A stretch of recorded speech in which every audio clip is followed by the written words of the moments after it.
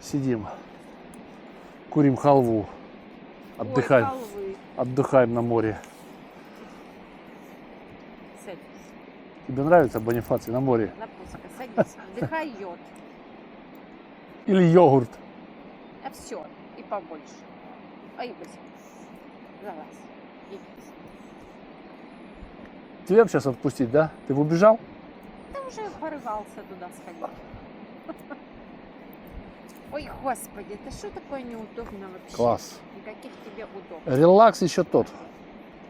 Так, назад.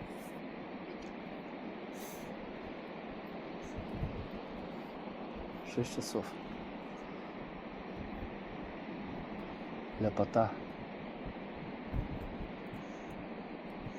Такая миниатюра, да, самка? Ты и я, миниатюра.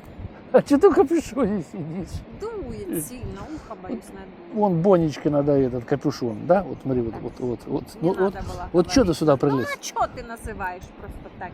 Ты смотри, какой ты вот такой вот пухнастый человек. Ты пухнастый человек, Бонифаций. Вот.